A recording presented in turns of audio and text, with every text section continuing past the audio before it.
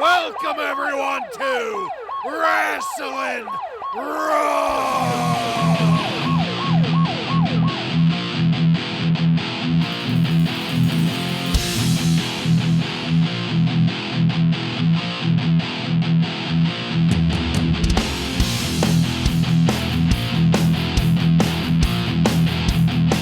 All right, you're listening to Wrasslin Raw, the podcast that takes you back to when the new generation took over the WWF. Thank you for joining us. You're here with Ryan Arico. The one, the only, King Mabel!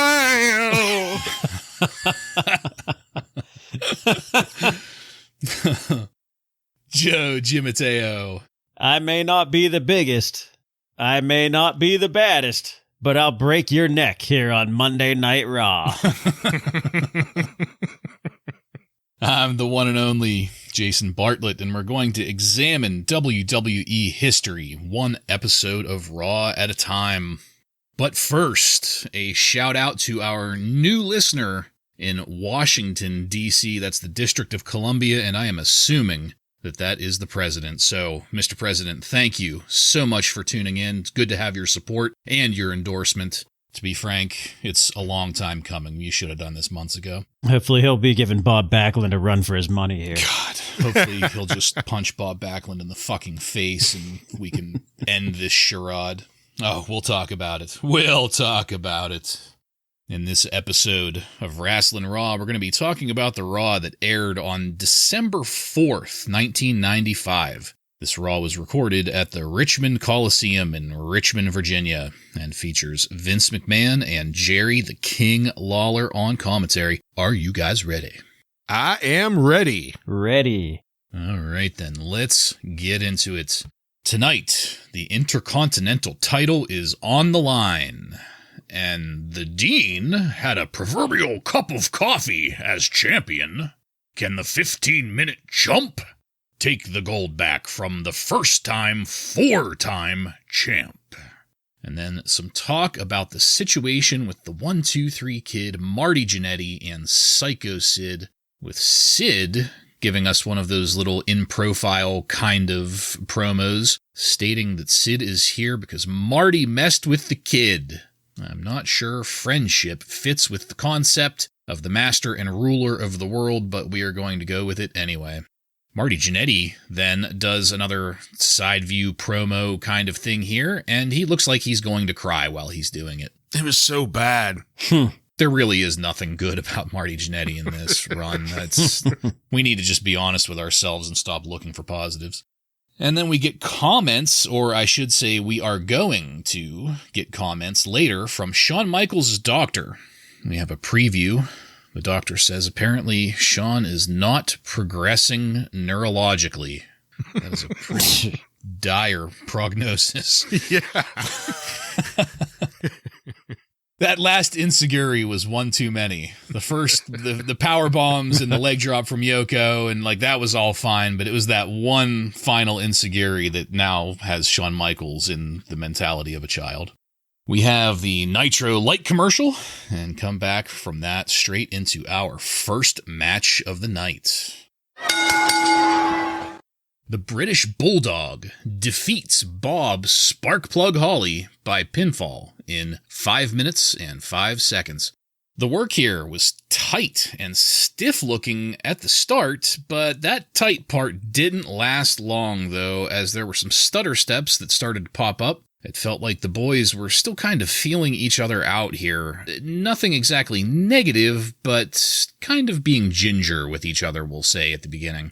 I loved the quick schoolboy roll-up from Hawley onto the Bulldog, but in this match, for some reason, I found commentary to be extremely annoying. I understand why they need to be setting up the pay-per-view and generating interest for the things going on there, but this match almost made me feel like one of the phone call matches, where they were talking about anything they possibly could other than the match going on in the ring. And to be honest, I would have preferred a JR style here on the play-by-play, just getting some simple spot calling from commentary to keep us engaged in this, because these were two good workers.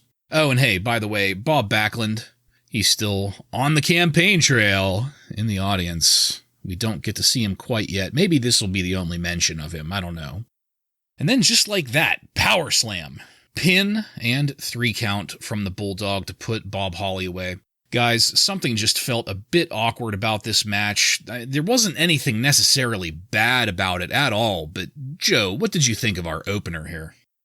I agree. I don't think it was a bad match, but it was just kind of there, you know? I'm surprised that it wasn't advertised at all. We just kind of got it to start the show. And the Bulldog, this man is getting a title shot in like 2 weeks, so I have a little bit more to say about that in the next segment. But this match was just kind of thrown together and it was there.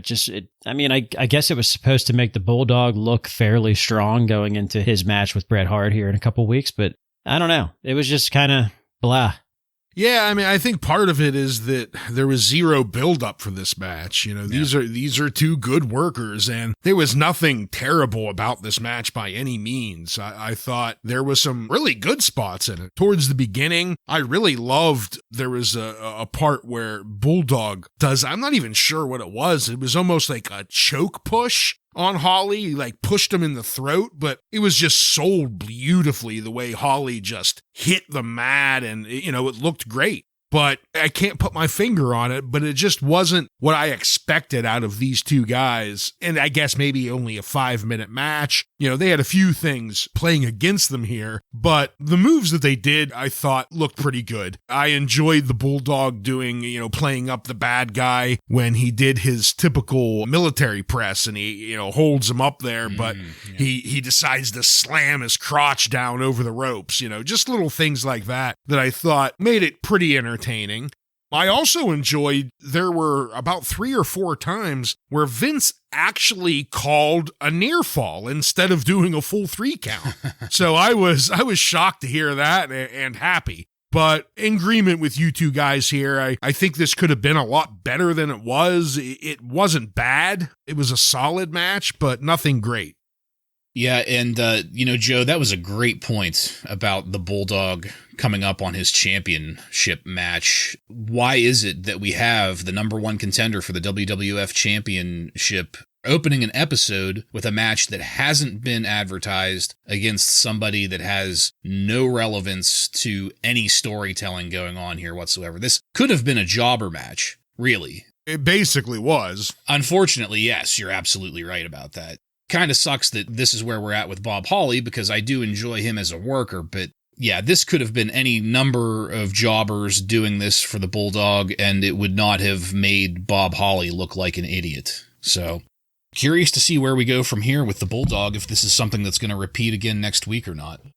Last week, though, Bob Backlund had snuck up on Bret Hart during that Brother Love interview. You remember talking about that with us here. And he had applied the crossface chicken wing, and it was deja vu all over again. But this past weekend on Superstars, after an attempted interview with Backlund ended up putting the chicken wing on Jim Ross. And the footage of that had me hot. I was pissed off that this lunatic was attacking good old JR, and it did not get me engaged in the story one iota, but at the very least, it got me a little bit interested in what's going on with JR, so there's that at least. Luckily, Savio Vega was there to apparently make the rescue and pull them apart. I kind of wish that we had a little more background on that, because that might have been a touch entertaining to watch, but with Backlund, that's an uphill battle.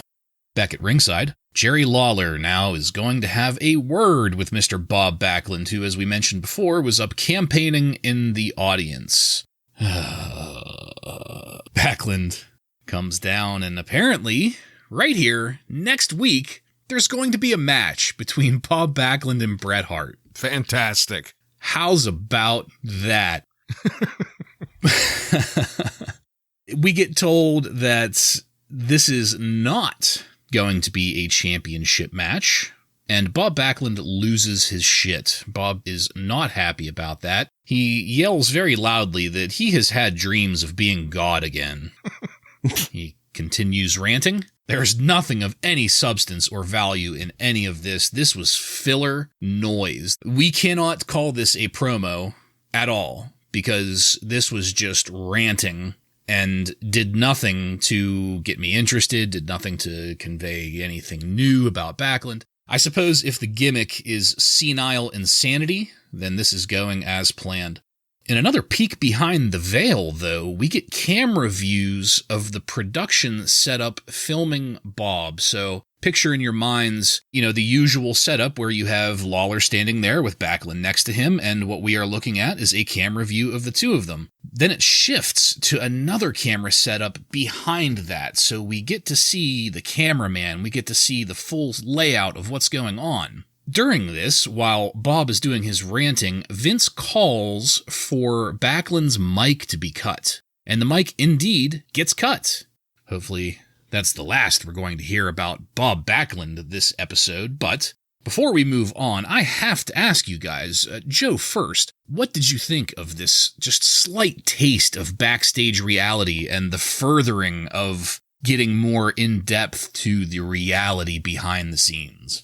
So I don't have much to say about the actual reality or behind the scenes stuff, but what I want to point out is between the last match we just watched with British Bulldog and Bob Hawley and now this, where we've learned that Bob Backlund is going to be facing Bret Hart next week, it is extremely disturbing to me that the lack of creative here, like you have two guys who are their brother-in-laws, right? And they started this, Bret Hart interfered in a match with British Bulldog to screw him out of the title like a month ago. And you guys have nothing to work off of here? Like we're getting Bob Backlund versus Bret Hart and Bob Hawley versus British Bulldog. I mean, it's just sickening to me. Like that they can't come up with anything creative to build up to this match other than, remember when they wrestled in 1992? Yeah, well, this is a rematch. Come on. I don't have much to add either because it's a Bob Backlund segment. I did get a little bit of a kick out of the King straightening Bob Backlund's bow tie when he showed up like he was a toddler. It was all crooked and he straightened it before they started talking. I thought that was kind of funny, but then Bob Backlund just starts into his screaming crazy. And that's one thing I got a little bit confused over because he kind of is shifting between his running for president gimmick and the crazy can't string a sentence together gimmick. They're kind of just molding together in this, like you said, I don't know, promo, segment, whatever the fuck you want to call it, but no surprise here. It's a negative. Oh, excellent. Beat me to it. Thank you. Let me get the pen here. Okay. All right. Well, I'm obviously on board with you guys on this one. This is just lazy shit going on with this, and I don't know why we're back here again. It didn't work the first time. Why the fuck would it work a second time? But I would say, moving forward, I'm going to be paying a lot more attention to the way they're filming things and the way they're producing these shows, because it seems like while they are not as far ahead of the curve as Bischoff in WCW and Nitro was back then in certain aspects, but I just keep noticing these little tastes of backstage quote-unquote reality that they keep throwing in. Things like this would not have happened a year ago. Things like this would not have happened 6 months ago, I don't think. So while I'm not saying it's like, currently mind-blowing or about to change the nature of the business, it's something to pay attention to, I think, especially considering how it's going to dictate storytelling in the future. But we cut to commercial and come back to our next match. Make a Difference Fatu defeats the Brooklyn Brawler by pinfall in 1 minute and 25 seconds. First of all, Ryan, please, where in our archives can our listeners hear the Jobber of the Week segment on the Brooklyn Brawler? If you'd like to listen to the Jobber of the Week segment on the Brooklyn Brawler, or Stephen Lombardi, as the wrestler's real name is, the Duke of Jobbers was our jobber almost a full year ago. To hear more about the career of Steve Lombardi, go to our archives and listen to our December 26th, 1994 episode. Thank you, sir. Back in the match here. The Brooklyn Brawler came in hot here. and he was working well. Those shoulder blocks in the corner looked fantastic. We get word that Bob Backlund, angry at the mic being cut from him, is out searching for the sound engineer that cut his microphone. Honestly, at the start of this, the Brawler made Fatu look a little slow by comparison in this match, but once Fatu fields a counteroffensive, things even out. Out of nowhere then, a Bulldog to set up a splash from the corner. That splash looked good, and that's it. Pinfall and 3 count. 1 minute and 25 seconds, folks. Ryan, what do you have on this squash match? I loved how it started off with the Brooklyn Brawler attacking Fatu from behind while he's taking off his jacket. I thought that was a really good job of playing the heel jobber here. You know, no surprise, the Duke of Jobbers does an excellent job. It is an absolute squash match, and that was sad because I thought these two were working really good together. And I could have done with this match being, you know, as long as at least the first one, a good 5-6 minute match, I think could have done this some good service. So unfortunately very short, but I thought entertaining and did its job. Yeah, minute 25, I don't have much to add. I think that both guys did a pretty good job here. Fatu has only wrestled jobbers pretty much for the most part. And he's a great wrestler, but this singles run isn't really going anywhere for him. So I don't know. It's kind of disappointing because he really is a good wrestler and they just seem to have nothing going for him right now other than these jobber matches. Yeah, agreed with that. And agreed with, Ryan, what you said. I could have done 5 minutes of this. This was a solid jobber match. I mean, you cannot ask for more, even though it's only, I guess you could ask for more. You could ask for about another 3.5 minutes. But if these are the kind of jobber matches we can potentially get out of some of our more reliable jobber talent, just imagine how good that Bulldog match could have been. Shame, shame, shame. Indeed. We will move it along now. Let's go to Doc Hendricks for a chit-chat. There's some production errors at the start here. It seems like the scripts for commentary and Doc weren't really set up together. It is kind of twitchy as far as commentary and Doc interacting. Doc completely mischaracterizes the Owen Hart Open Challenge. I don't know if this was because he was trying to make Owen look like more of a heel, but instead of just simply stating the facts that Owen Hart has an open contract challenge, Doc makes this sound like Owen is this big coward that is manipulating things, and it doesn't really fit well with the situation. But thankfully, that doesn't last long, as we go to Bob Backlund, confronting the sound engineer. And Backlund indeed puts the chicken wing on the sound engineer, and then completely fucking ragdolls him around the soundstage arena. I was having flashbacks to, was that Luigi and Frito? Yeah. You know, a few months ago, or probably more than that, probably close to a year ago now. Yeah, it's been a while. Yeah, but this poor schlub in the sound booth definitely gets tossed around by Bob Backlund. While we get that sorted out, Doc comes back to tell us that Diesel is who has taken up Owen Hart in his open challenge, and I really have no idea where to go with that news. Before we move along, Ryan, because we're getting multiple segments here, first of all, how entertained are you by Bob Backlund? So, the Bob Backlund segment, this one's a positive. Really? Okay. I gotta say, I loved it. Like you said, it reminded me of Joe's dad, Luigi and Frito. The way he just grabbed this punk by the back of his pants and drug him out, and this then is put the him kind in of behavior you want from your president. Exactly. This is what I want to see. First positive in a long time. I got a kick out of him ragdolling this little 120-pound punk. Okay, just a second here. Okay, that's one in the pro column. Awesome. Those other pro hash marks were getting pretty lonely. Yeah. But as far as the other stuff goes, though, a little confused by the Diesel Owen Hart match, because I guess now this would be two heels versus each other, and I don't know. I guess we'll see how it goes. Yeah, the cocaine jam this week was not too exciting, really. That name's sticking. Bob Backlund, the sound engineer, I thought it was Jeff Hardy at first. That kid sort of looked like Jeff Hardy a little bit. He had like the same early Jeff Hardy haircut. It could have been. Yeah, I couldn't really get a good look at him because he was being ragdolled. Diesel and Owen, I'm interested to see what Owen can do with Diesel. I think this would be a good way for Owen Hart to kind of, be showcased a little bit, see what he can do with a big man who really needs a good opponent from what we've seen. So I'm kind of looking forward to that. As far as the Diesel being a tweener, it's going to be a little confusing, but we'll see what happens. For the record, I have noted here on a post-it note as part of my command console, Doc's Cocaine Jam. That's sticking around.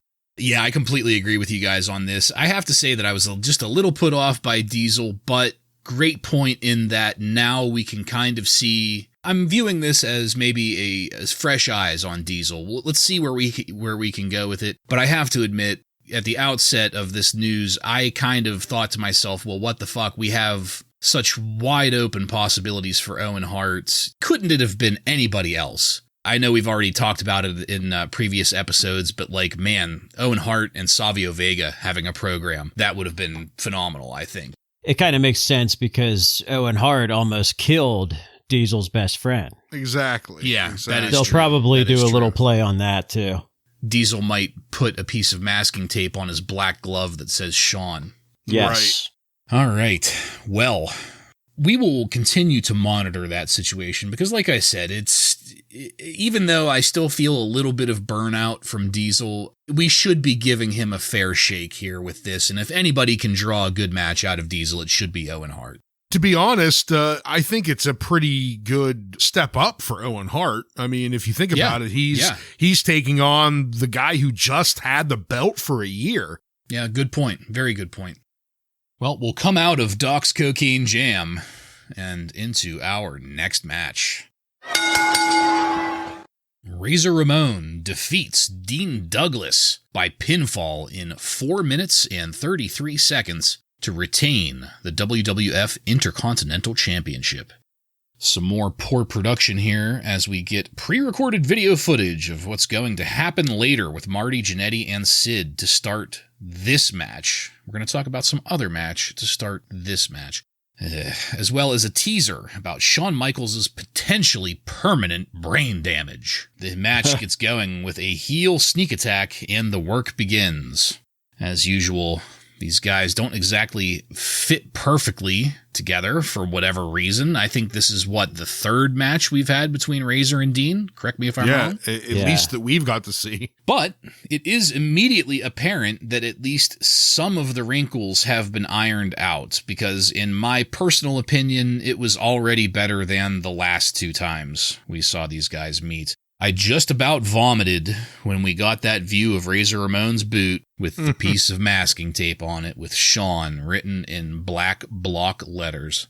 Question for you guys, anybody that wants to answer. Why the hell, during an armbar, does Dean Douglas take a break from selling the armbar to yell at a fan?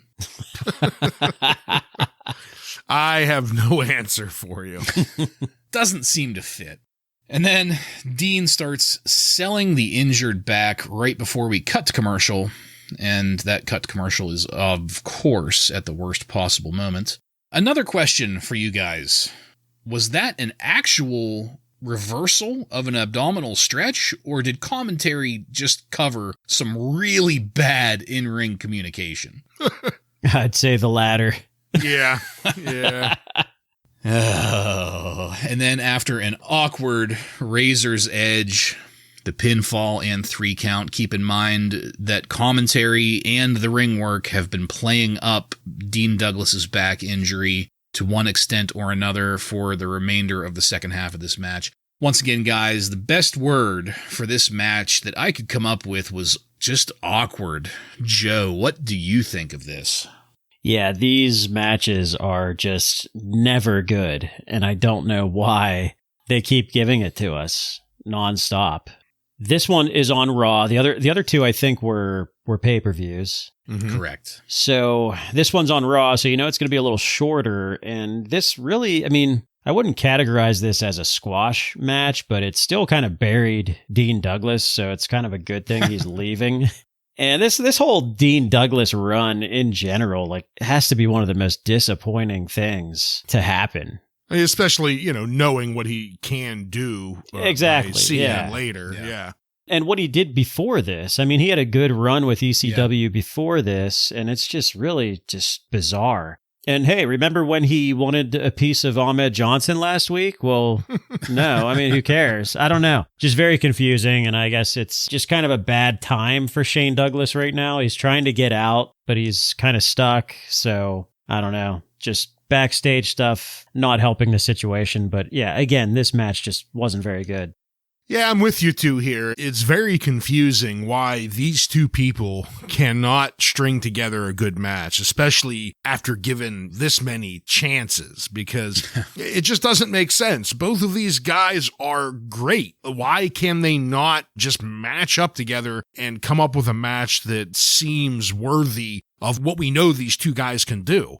One thing I did think was good, though, was when they first started out, just the acting here, I guess. When Douglas slapped the toothpick out of Razor's mouth, and then he's turning and like bitching at the ref, and Razor just kind of slowly bends down and picks the toothpick back up, and then right when Douglas turns around, flicks it in the face. I loved that spot. I thought that was good stuff. But then the match started, and I mean, not terrible. These guys, I don't think we're ever going to get a absolutely shitty match out of these guys. We don't have Mabel or Donk the Clown wrestling here, but just disappointed. It just does not make sense that these two guys continuously look this bad together. The Razor's Edge, we've mentioned it many times, and man, it looks shaky again. Yeah.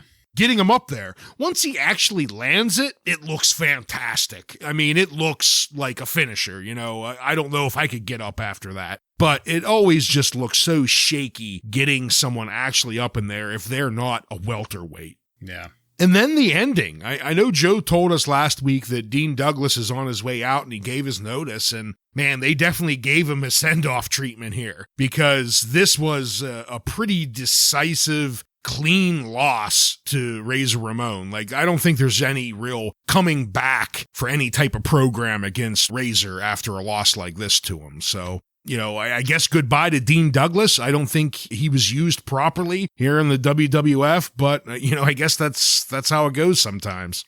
Yeah, completely agreed on all points from both of you on this. And the only thing that I would add is just to kind of supplement what you were just saying, Ryan. It even gives us a kind of a downer view of his match with Ahmed Johnson at the upcoming In Your House. Mm-hmm. Why should we give the least bit of a shit about that match now? And if we are watching, obviously we have the hindsight of years here, but I'm not any longer really excited for that, because at the very least it's going to be just Dean getting jobbed again, and at the most it's going to make Ahmed look really, really, really good. I mean, that's good in and of itself, but as we've said, I like Shane Douglas. I don't want to see him look like a bitch in every fucking match he's in. If we could have had a little bit more of a better interaction with him with Razor, I'm not saying he had to beat Razor necessarily, but that takes it to my second point that I wanted to make about all of this.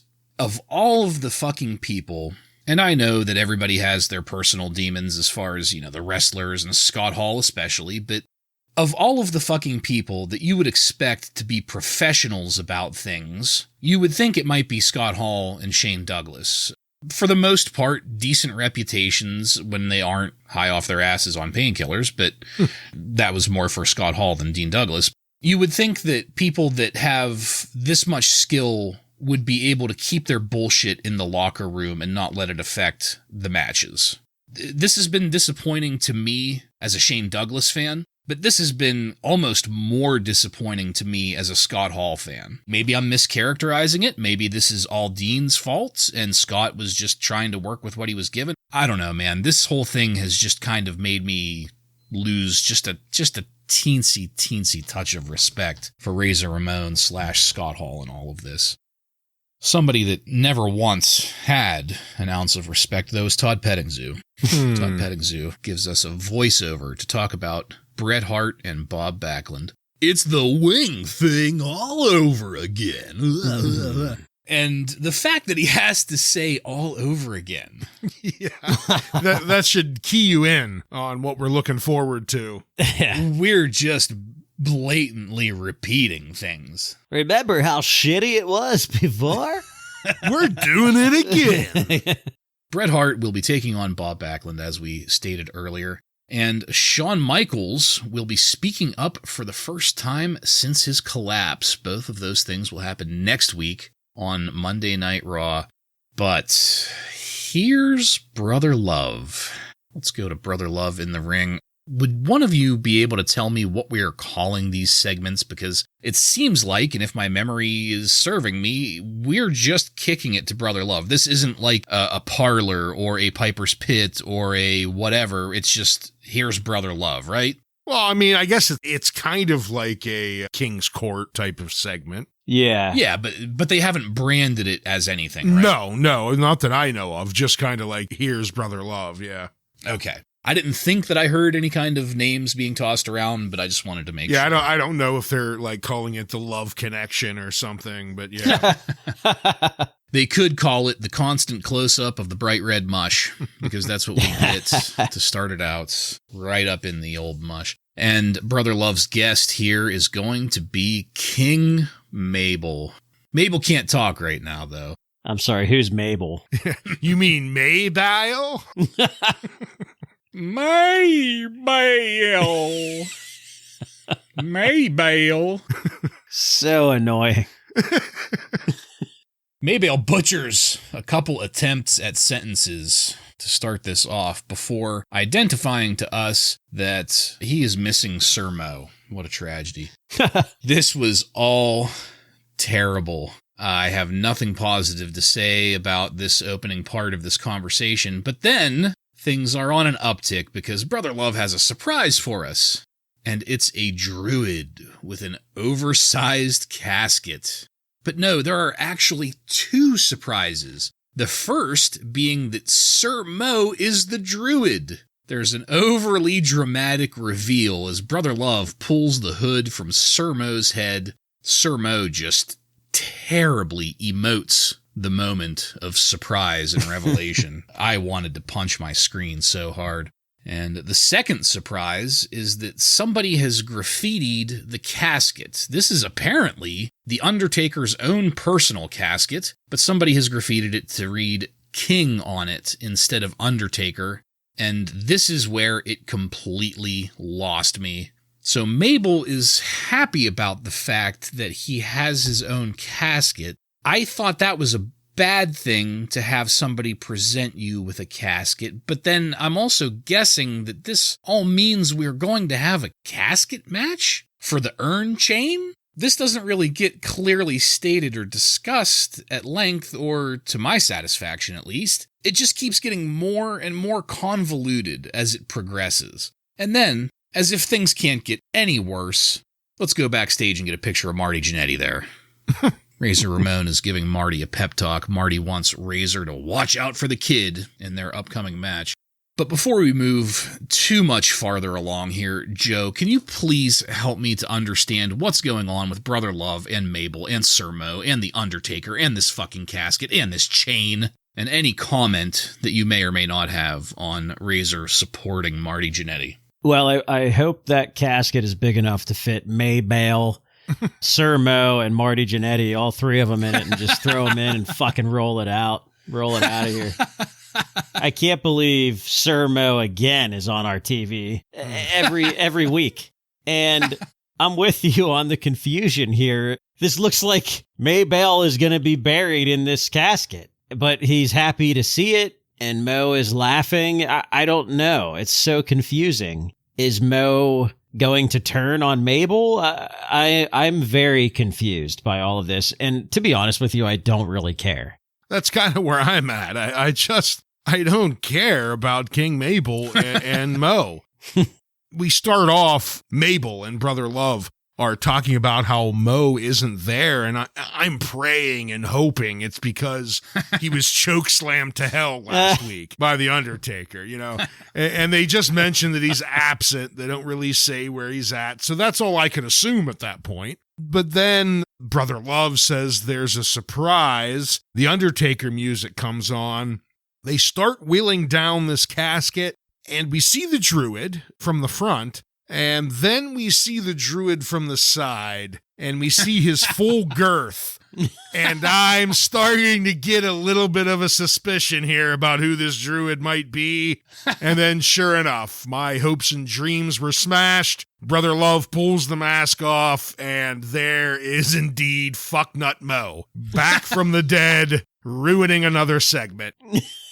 Then we get the graffiti casket. I'm with you too there. Why is he happy that his name is on this casket? Does he want to go into it? Why are we having a casket match? Is a casket match the only way the Undertaker could end any feud now? Is that the deal? This was just bad all around and wasted a whole lot of time. Man. Yeah. Fucking terrible. I think that I'm so far beyond not giving a shit on this. And it's really unfortunate because this does involve The Undertaker. Yeah. That's the real fucking travesty here, is that they have done this to us and they have used The Undertaker to do it. Fucking disgusting. Mm-hmm. I'll leave it at that and move on to something that I am very happy to talk about with you guys. This is a little surprise that I have planned for you. Oh. I mentioned it off the air earlier just to kind of get you ready and get your brain juices flowing. Just to tickle our taint. Yep. I hope that taint got tickled. So, in our episode, the next segment was a commercial for the World Tour de Force. And during this commercial, we found out that the World Tour de Force will be in Pittsburgh at the Civic Arena on Friday, December 8th, 1995. That would be the Friday following this airing of Monday Night Raw. Since it's conceivable that back in 95, we would have had the interest, we would have had the ability to attend. I took the liberty of looking up the match card for that house show, and I thought that I would tell the both of you what we would have seen if we would have attended this house show, and just see what you guys think about how some of these matches might have turned out and what you think about the random kind of pairings that you get at these house shows that don't get televised. What do you think? Are you ready? Yeah. Excellent.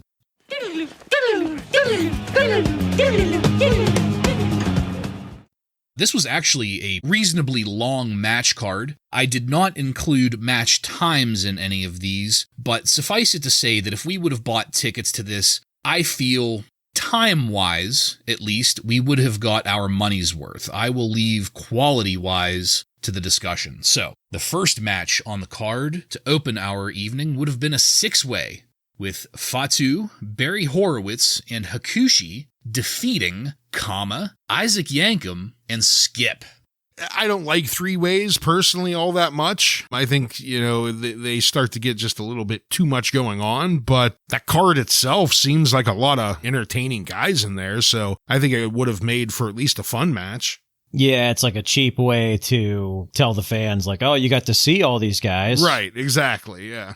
Yeah, I agree with all of that. I'm firmly in the camp of not being a fan of anything more than a tag team match as far as number of participants go. So I'm not sure how much I would have enjoyed this, but just sheer star power alone, like you've said, Fatu, Barry Horowitz, Hakushi, Isaac Yankem, and Skip. A good way to get things going and just to kind of get the Wrasslin juices flowing, I guess. The next match, Goldust defeated Bob Hawley. What do you think about that? I think that might be a tough one to really conceive without seeing it. It could have went either way with what we've seen out of Goldust so far, but definitely intriguing for sure. Yeah, I feel like it would have been similar to the one we saw earlier with Bob Hawley. Yeah, good call on that. Well, here now we come to the Go Scoop the Litter Box match. Unfortunately, I really do hate to say it, but this is where the storytelling has brought us. The 1-2-3 Kid defeated Marty Jannetty. Oh, Well, Yeah. that's go get a hot dog and a drink. yeah. Unfortunately, that trend continues into the next match, and I really do mean that when I say unfortunately, because we had Savio Vega here, which I have never seen and would love to see, but in his match, he defeats Bob Backlund. Oh, boy. At least he got the win. Yeah. Yeah, and it seems like it might have had a little bit of play up on that JR angle earlier, as Savio is who rescued JR from Backlund. Yeah. I'm not saying that we would have, we're going to get anything of that in the future, but, it might have been somewhat interesting if we're seeing that show after this episode of Raw. So, next up on the match card, something that we had positive things to say about in the past, Ahmed Johnson defeated Radford. That's one we already saw, so. Yeah. It would be exciting to see Ahmed Johnson during this time. Mm-hmm. Absolutely agreed with that. And the jobber, Radford. Yeah. The future Body Donna. Yep. Next up on the match card was a WWF Intercontinental title match with Psycho Sid defeating Razor Ramon by count out, with Razor retaining the belt. I feel like we saw a Razor and Sid match a while ago that actually wasn't bad. It was on Raw. I don't know. This might have been okay. Yeah. Two big names. Yeah. Can't complain about that. Yeah, it would have been a spectacle, and to be frank, I would never expect a title change on a house show, so, Right. Not unless you're Bob Backlund. Yeah, really. I've been to a handful of house shows and have had title matches in them where the challenger wins, but it's always count out or DQ, or, Right. you can't have a legit win there. That's perfectly fine. Next match, something that I was quite interested to see, a slop bucket match. Hunter Hearst Helmsley defeated Henry O. Godwin in this. Yeah, I'd definitely be interested in that. I think everyone knows we've gushed over both these guys. So, yeah, that seems interesting for sure. Yeah, Pittsburgh being a blue-collar town, I'm sure they'd be heavily behind Henry O. Godwin. Mm-hmm. Yeah, that's a great point. I did not even think of that before. That probably would have been a pretty good time being part of the crowd booing Hunter Hearst Helmsley during that. Next match, the British Bulldog defeats Diesel by disqualification. Hopefully it's not a leg hold match like the last one. That was my first thought. Next up, a tag team titles match. The Smoking Guns defeating Owen Hart and Yokozuna.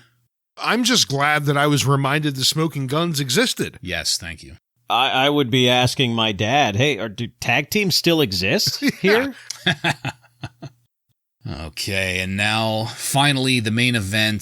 This is the one that I am really looking forward to hearing your opinions on. The main event of our house show was a World Heavyweight title match. Bret Hart defending the title against The Undertaker, ending in a double countout in 27 minutes. Wow.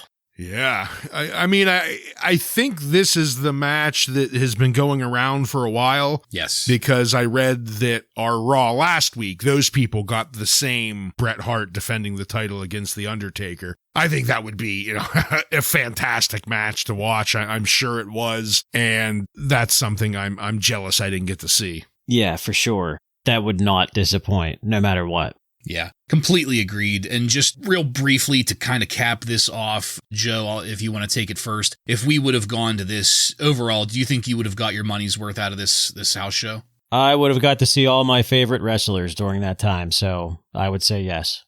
Yeah, kind of the same here. It was star-studded. Got to see everyone, plus Marty Jannetty. But, definitely get your money's worth out of that show. Yeah, completely agreed. And, I just, like I said, I thought it would be a fun little surprise to talk about what could have been if we would have showed up back in the day, because we like to kind of harp on what's going on in our episodes of Raw, which obviously is the point of what we're doing here in Wrasslin Raw as a podcast. But we also need to keep in mind that there was a constant house show circuit going on. And at these house shows, they were putting on what, just looking at, I mean, who knows? These matches all could have been shit. We don't know that. But just from the outside looking back, that was a pretty banging match card as far as I'm concerned. And I think that a fan in 95 could have had a hell of a good time at a WWF house show. And the real question is why are these house shows getting a better card than Raw? Yes. I don't have an answer. But yeah. Yeah, I mean, like, my only thought would be that their house shows are struggling pretty bad right now, so maybe they're just trying to beef those up a little bit. Trying to pump those numbers. Yeah, you see Bret Hart versus Undertaker, you're going to want to buy a ticket. Right. You know? Yeah, definitely good call on that. But, you know, the struggling business is the consumer's best friend. Sometimes it takes the form of sales. Other times it takes the form of a packed match card. Well, moving on, back into our episode of Monday Night Raw here.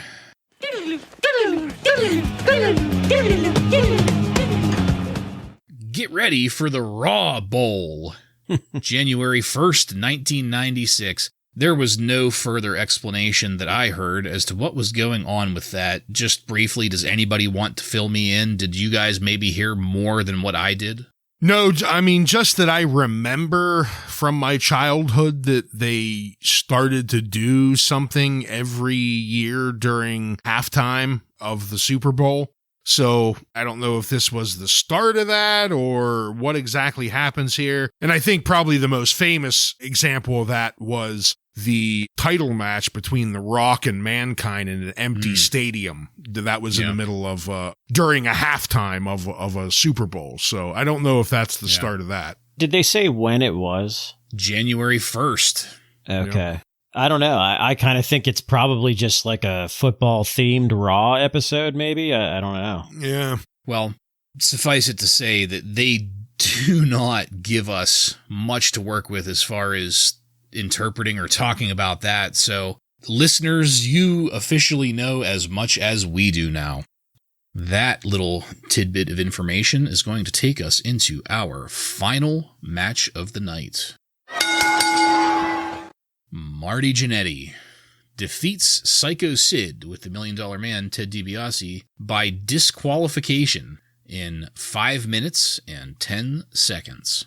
Sid didn't do too bad of a job acting like a lunatic on his way to the ring. Something that I have noticed is that there has been a slight increase in the quality of Psycho Sid lately. Not sure quite what to attribute that to, but he's kind of getting better. But hey, let's check in with Barry fucking Dudinsky. Barry is there with some life-size cardboard stand-ins of Diesel and The Undertaker, each only $25, with $4 shipping and handling. That shipping and handling cost is still just mind-blowing to me. For something that is literally 7 feet tall. I mean, you can fold that up, but still, that's going to be a big package. You can have either of these monsters in your house, and guess what? They stand up on their own. Thank you, Barry. Another fantastic visit to Merchville. Jannetty kicks it off in our match with a high-energy attack, almost heelish, and the work begins. I have to admit that I was slightly entertained by the rapid beating of Sid's head against the ring. It wasn't technical, it wasn't anything to do with Marty Jannetty, but something about it just came across as not shitty, which is more than I ever could have expected from Marty Jannetty. Gushing over Marty here. Mm-hmm. Yeah, I mean, sign me up as president of the fan club, apparently. It doesn't last long. After an Irish whip to the corner, Jannetty reverses Sid with a boot to the face. Sid turns around and stands there, calmly waiting for Jannetty to work on him as follow-up on that reversal. The backstage views of Razor Ramon rooting for Marty Jannetty did not get me any more engaged in this. Marty did a great job of selling a strong clothesline from Sid. I guess sign me up for that fucking membership card in the fan club. And Sid did a nice reversal into another clothesline. For the most part, not doing too bad in the match so far, his old Sid. And the way that Jannetty tries to rally and break the headlock. It was horrible. It looked like he was doing calisthenics from some 80s aerobics video starring Richard Simmons. He could be a body Donna. Well, no, don't. Well, okay, I guess, yes. Because, I mean, it's fashionable to shit on Chris Candido in 1995 right now, so we might as well, but... The biggest problem with putting him with the body Donnas is he's clearly not being treated as a jobber, so he doesn't fit in there. Yeah, true. And he'd have to fight Radford for that spot now, too. I'm sure I'm going to catch more shit about being a Marty Jannetty fan. You will. This, but if anybody wants to go back and rewatch something that is absolutely horrible and wants to just see an example of a fucking horrible wrestler selling a horrible rally, this is it. This is probably the worst rally sell I've ever seen in my entire life. Of course, it doesn't take long for the $1 Million Man, Ted DiBiase, to interfere in the match, causing Marty to go after Ted, which then causes the 1-2-3 Kid to come out to go after Marty, which then causes Razor Ramon to come out to go after the 1-2-3 Kid, which causes Sid to go after him, blah, blah, blah. All of which draws the calling of the match by the official. Razor Ramon clears the ring, then chases the Kid through the crowd. Back in the ring, Psycho Sid powerbombs Marty Jannetty for us. Thank you, Sid. At least we got some satisfaction out of this. And this is where Vince informs us that the final call will be a DQ victory for Marty, as Psycho Sid does a great job of playing up the Psycho once again on his way out of the ring. As I said before, this is the last match of the night for us, but there's still more to come in our episode. So before we move along, Ryan, what did you think of our main event here tonight? I loved that we started off with Barry Dudensky, and Vince gave him a new title. He called him the ruler of merchandise. I don't know if you guys caught that. So we can now start chanting ROM if we would like for old Barry. I absolutely loved that Undertaker cutout. I mean, this is something I want. I want this Undertaker cutout. I mean, because this is the classic purple glove, purple tie Undertaker, my absolute favorite iteration of the Undertaker. And I love it. For $25, it's a steal. I looked up to see if I could currently find one of these, and you can't. You can't find one. There's modern cutouts made by like fatheads and shit. And I found this exact one sold about 5 years ago for $150. Oh, wow. Damn. Yeah, and then the closest I found currently, there was a 98 version of The Undertaker. It was currently going for $190. Wow. Yeah, these cutouts are seem to be pretty rare, but I loved that thing. This one should have come with the removable appliance. Yeah. That adhesion. Yes. Yeah, the rarity probably has something to do with really poor cardboard quality. If they were getting rid of the fucking water coolers, I bet you they probably skimped on the cardboard. It could be. Also, that is the definitive Undertaker look, though. So I think everyone would want that one. Yeah. If you're thinking Undertaker cutout, you know?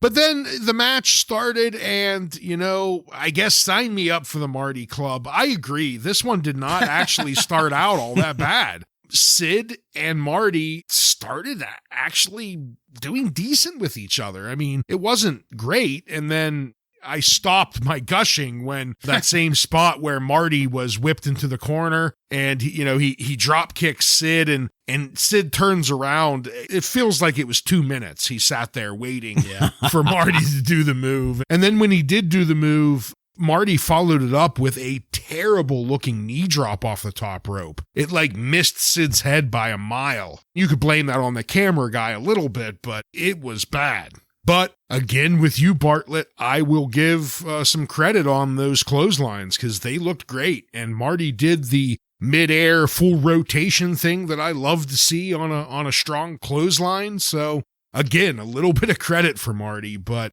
that's about as far as it's going to go because after that, it just got to a normal Marty match. A bunch of confusion happens. A bunch of people get involved. I was happy to see Marty get destroyed again by Sid. The match is done. It's disqualified, but Sid doesn't care. He's going to give Marty yet another power bomb. I was a little confused. Did you guys see Sid after he gave the power bomb? He gave like a priest sign of the cross, Father, Son, and Holy Spirit motion. I did not see that. Yeah, I don't know if that's supposed to be tying into his master and ruler of the world gimmick, but yeah, he gave like a Father, Son, Holy Spirit motion with his hand after he slammed him. Like a benediction. Yeah, like a benediction. So that was a little bit odd, I thought. Maybe we'll see in the future where that goes, if he's going to continue to do it. I also liked Sid when he was leaving the ring and he's laughing and saying, sorry, I didn't want to do that. I thought that was great. Yes. You know, this is the Sid that we like, that batshit crazy, maniacal Sid. So I was glad to see that back here. Surprisingly, not a terrible match out of these two. You will unsubscribe to that club at some point. Oh, absolutely. I did like a few things about this whole thing. Obviously, there's things I don't like about it as well, because it's Sid and Marty Jannetty working in the ring. But going into it, I want Sid to destroy Marty Jannetty. Like, that was my feeling going into it. I think that really, I mean, it didn't really happen, but it kind of did. So I was kind of happy with the results. You guys mentioned about Sid just standing there for 2 minutes waiting for the move there. And I actually have noted that I feel like he does this a lot. When he's not on the offense, I feel like he's just either sitting, standing, or laying there kind of waiting for that next move. So maybe look for that when you guys are watching a Sid match moving forward. Let me know what you think about that. Another thing that I did not like was Ted DiBiase. It's very clear that he's not allowed to take bumps. And what is the point in having him there if he's not? Yeah, he's a very useless individual at this point. Yeah, and then like we see this all the time where he's stomping a mud hole in somebody and then he'll do the, oh, no, don't come near me. No. It's like over and over again, we're just recycling that, and it's just not, it doesn't work for me, brother. I'm sorry. Yeah. When you have a manager like that, you want to have a manager who can take a bump like our boy Shinja.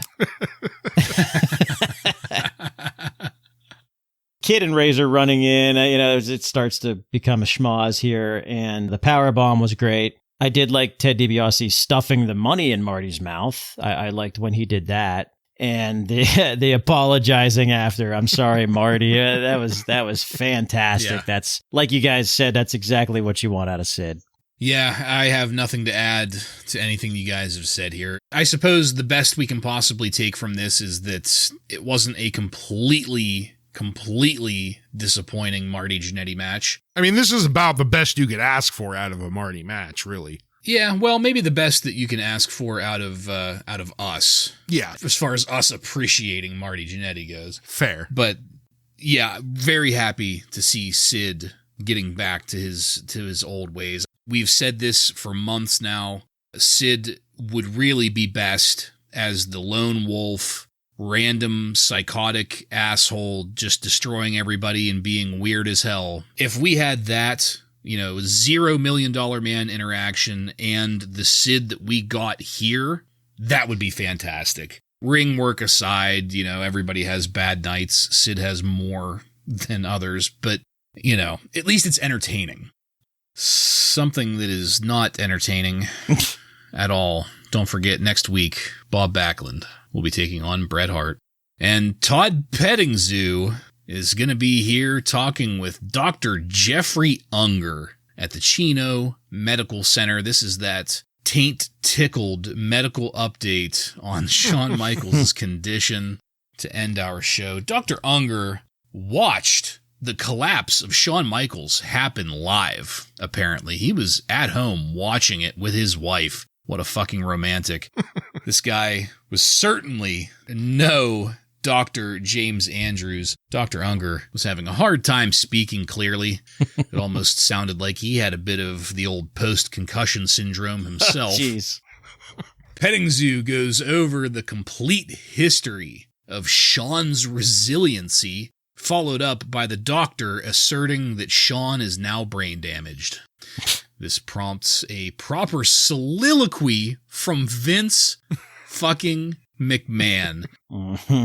I can't think of the words to describe this. Vince was using his best professional sales voice to expound upon the nature of sports celebrity, pedestals, superstardom, superhuman qualities that may or may not exist, and the facade of superstardom. These are just snippets of the shit that he was saying. I want to assure you, our listeners, that all of this goes on at length. I mean it when I say soliloquy. This is some shit that Shakespeare could have written that took up an entire fucking act. At one point, Vince casually tosses out to us that this is all partially our fault, the viewers, for wanting to witness the spectacle that Shawn Michaels is willing to sacrifice himself for. What a fucking self-identifying prima donna with this bullshit. I'm sorry, I can't hold myself back with this because the talk that we've had in recent weeks about Vince seeing himself in Shawn Michaels,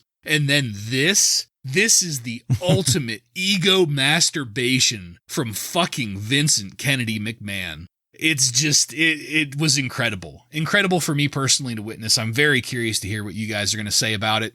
And to cap it off, now there's just a question as to if Shawn Michaels should return to Wrastlin at all as we fade to black. Ryan, I would like you to address this first. What did you think of this video package and the way that Raw ended tonight? So I'm gonna start off with petting zoo visit with Jeffrey Unger here. I enjoyed the funeral home music that they had playing at the beginning of it. I thought it felt like a commercial for a local funeral home is what it felt like. Babs Slabs. Yeah, and we learned that Michaels is basically brain dead. And that the chances of him ever speaking again are slim. We're very worried here. And then, yeah, Vince's somber video to us was, I don't know what to say. I think I loved it. I mean, it was just so over the top and ridiculous that I loved it. And at points, he almost was like borderline breaking kayfabe, almost admitting that The Undertaker isn't supernatural, that he himself could get injured, as well as we learned with his broken orbital socket. So I thought that was kind of interesting, and it kind of made it feel real-ish, as like Vince is trying to relate these superstars to just normal, average, worthless humans like us.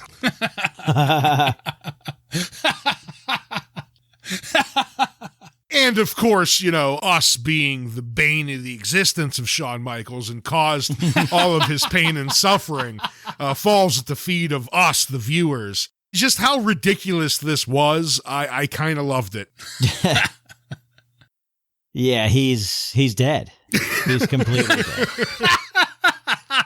This is so over the top. Guys, this is up there with the fucking Lex Express for me. It's up there. What a push for Shawn Michaels. This is actually sad and pathetic.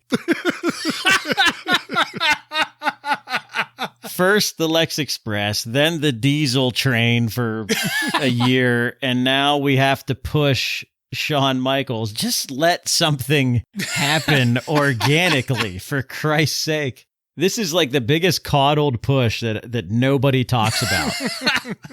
Nobody talks about this. They talk about Lex Luger, Diesel, but never this. And this is unbelievable. Todd doing his serious voice instead of his Bela Lugosi voice. Yeah. Vince almost sounded like a Dr. Seuss narrator, like one of those, like the Lorax or whatever. It's pretty bad. And the brain scan didn't show any somas, so there's no way that was Shawn Michaels' brain scan. Oh my God. Oh, thank you both. It's conversations like this that make me so happy that we do this. You're both absolutely spot on with everything. Fucking ridiculous. ridiculous. And you know what? You're right, Ryan. Well, I don't know if I can necessarily agree with you. I'm not sure if I loved this or not, but... Well, I'm not sure either, to be honest with you. We do our notes and then come back and talk about it. And in the time since I watched the episode and did my notes until now, I still don't know what to think.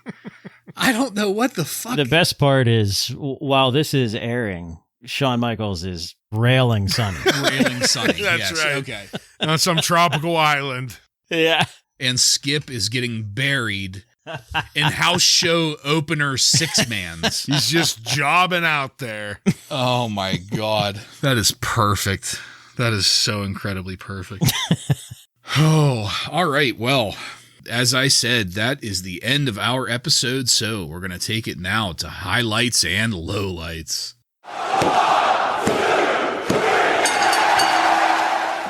Joe, please, why don't you go first? Oh boy. I think that this episode of Raw was worse than last week's. I mean, we have some pretty big names on this show, but man, nothing was really good. I think that my low light, I'm going to go with just the lack of creativity with the British Bulldog and Bret Hart. For my highlight, I don't know. I honestly don't think I can select the highlight. I'm sorry. I mean, that's fair. My highlight is a stretch. Yeah. My highlight is a stretch. I am going to go with the Fatu Brooklyn Brawler match. I'm going with a minute, 27 is what it was match. Yep. I mean, that should really give you a hint at the quality of this Raw, because I'm scraping here to go with this Fatu Brooklyn Brawler match, because not to take anything away from the match, it was a very solid jobber match. It's just, if that's the best a Raw has to offer, you're in some bad territory. Lowlight? The whole shit with Mabel, Mo, and Brother Love. Brother Schlub. I don't know if you guys could tell last week, but I'm pretty fed up with this Mabel angle. It just went on way too long, and we're burying The Undertaker for no reason at all. Mabel has proven he is not ready for prime time. Time and time again. Every time he steps in the ring. Why is this going to be any different? Yeah. So I'm just going to immediately say I fall in line on both with Ryan here. It's a goddamn shame that my highlight is 1 minute and 25 seconds of a 45-minute episode. That says everything that it needs to say right there. My lowlight, the Mabel, Mo, Undertaker. Why is he happy to have a casket? Why? There was no mention of the chain that he repoed last week. He was wearing it, but that's about it. Yeah. There are so many moving parts to this that it loses its coherence. But, using the phrase moving parts suggests that this is working at all to begin with, which it isn't. So, yeah, that's my low light. Just incredibly terrible fucking storytelling, and at the expense of The Undertaker. I guess was he just happy that they vandalize one of the Undertaker's caskets? Like, is that what they're happy about? I don't know. Maybe? I don't know. Yeah. That's kind of what I sort of want to think after watching it, but that's not what I think when I actually watch it. Yeah. Well, and part of what we do here is we go back and we watch this shit with fresh eyes, and we're watching this 25 years later and still don't know what the fuck's going on. I can't imagine how confused I would have been watching this as a, 95, I would have been 13. As a 12-year-old, 13-year-old, somewhere around in that ballpark, I wouldn't have known what the fuck was going on with this. And it's clearly double wide and double deep, so it's for Mabel. Yeah. Mm-hmm. Yeah. All right, well, that's it. Pretty significant things going on in this episode, even though it's completely shitty. Joseph, do you have any contemporary wrestling news from on and around December 4th, 1995, for us to maybe help make some sense out of any of this? Yeah, I don't know if I'll make any sense of any of this, but the Wrestling Observer, I think I've told you guys this before, there's sections that talk about each of the promotions. So what I did was I reported last week that Smoky Mountain Wrestling is going to be closing its doors.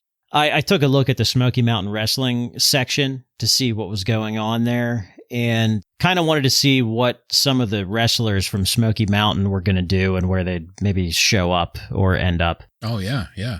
Buddy Landell is a name that I have heard quite often. I don't really remember him, though, I got to be honest. But Buddy Landell, he is one of the wrestlers rumored to be going to work for the WWF.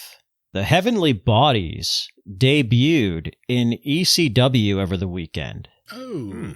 And I have some news for you guys.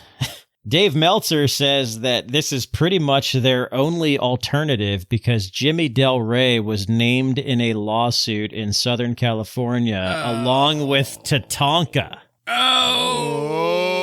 So he is involved in this Tatanka lawsuit. Oh my God. That still appears to be a mystery. So I don't have anything further on that, but Jimmy Del Rey was involved. So until that case is cleared, neither him nor Tatanka will be brought back into the WWF. So that was interesting. Oh, man. The Headbangers. You guys remember the Headbangers? They have a WWF tryout lined up. So it appears as though they might appear on WWF TV, and it looks like we're going to be getting Buddy Landell at some point. Dave Meltzer commented on the work with the Doctor on this episode of Raw and said that it was very well done. Okay. I think Uncle Dave's a little confused. Crazy Uncle Dave. I've mentioned this before. Raw was replaying on Thursday nights for a short period of time. Apparently that's canceled already. The WWF never plugged the show, fearing that people would just watch Nitro and then watch Raw on Thursday. So just kind of a weird business decision. Why have it to begin with? Yes, exactly. But that has been canceled. Dave Meltzer is reporting that apparently this re-push of Bob Backlund down our fucking throats was Pat Patterson's idea. And Pat Patterson has retired as of December 1st. So Pat retired. We know he's going to come back at some point, but I just thought that was an interesting note there. An X-ray has revealed that Dean Douglas has fractured 2 vertebrae in his back. So we'll keep up with that and see where that goes. So that was a real injury. According to Dean Douglas, yes. WWF received complaints about Bret Hart and Diesel using chairs and Diesel saying motherfucker at Survivor Series. They are trying to do a balancing act between making it a rougher product, but not alienating any audience or sponsors. So you guys are probably aware that when you're a PG product, you got to be careful with losing sponsors. Yeah. So it is funny because that was 2 things that we praised about that match. Yes.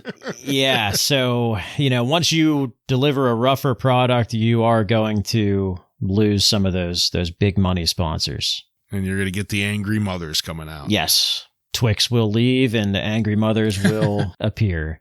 And that is all for this week. This brain damage is no longer brought to you by Twix. Thank you, Joseph. Illuminating as always. And that's it, folks. We are done with this one. I want to thank you again for joining us. And if you like what we're doing here and want to connect with us, you can find us on every major social media and podcast subscription platform by searching up the handle Wrasslin Raw. That's WRASSLINRAW. While you're there, don't forget to click subscribe to get every episode of Wrasslin Raw coming to you every week. Give us a 5-star review and let your friends know about the fastest growing wrestling podcast in the world.